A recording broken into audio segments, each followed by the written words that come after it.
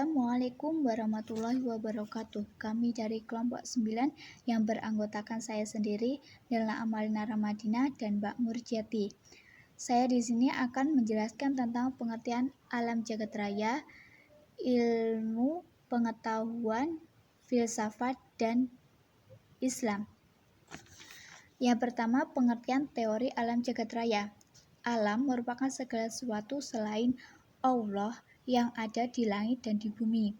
Menurut filosofis, alam itu adalah kumpulan substansi yang tersusun dan materi dan bentuk yang ada di langit dan di bumi.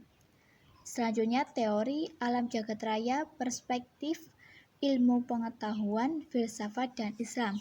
Banyak ayat Al-Quran yang menjelaskan tentang proses penciptaan alam semesta.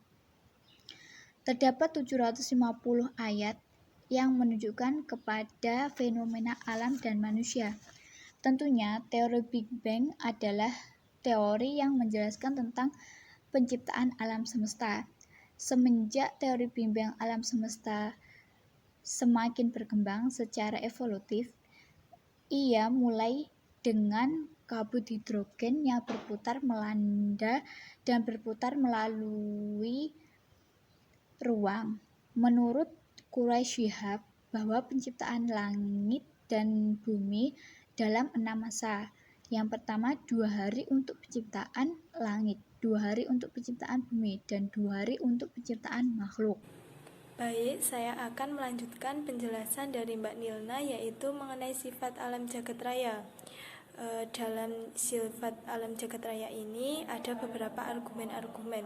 Argumen yang pertama yaitu argumen tarjih dan murojih. Dalam argumen ini, para filsuf umumnya meyakini bahwa alam semesta ini bersifat qadim.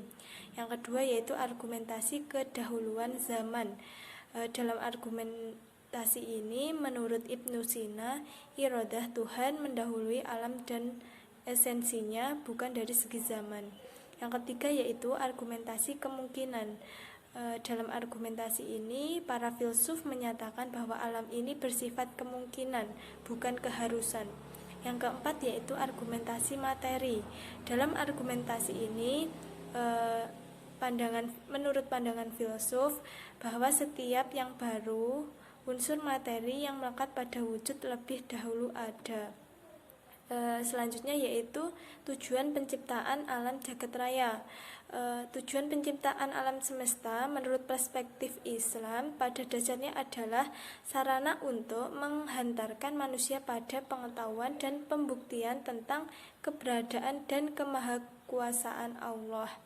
Selanjutnya yaitu Al-Quran secara tegas menyatakan bahwa tujuan penciptaan alam semesta ini adalah untuk memperlihatkan kepada manusia akan tanda-tanda Allah Subhanahu wa Ta'ala.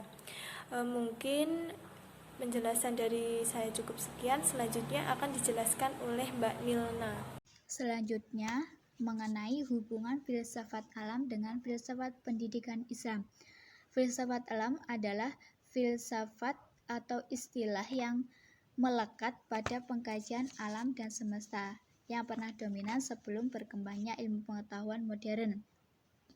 Filsafat Islam adalah filsafat yang suatu kajian sistematis terhadap kehidupan alam semesta, etika, moralitas, pengetahuan, pemikiran, gagasan politik yang sesuai dengan ajaran Islam dalam kehidupan agama Islam.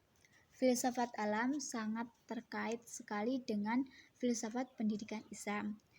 Dalam pencarian pembuatan filsafat pendidikan Islam, filsafat alam sangat dibutuhkan guna memperluas materi dan sesuai dengan teorinya. Filsafat alam juga sebagai pedoman dalam filsafat pendidikan Islam. Maka dariku, tanpa adanya filsafat alam, maka filsafat pendidikan Islam tidak akan bisa berjalan secara maksimal sesuai dengan kebenaran yang ada. Sekian dari presentasi kami. Kami ucapkan terima kasih. Wassalamualaikum warahmatullahi wabarakatuh.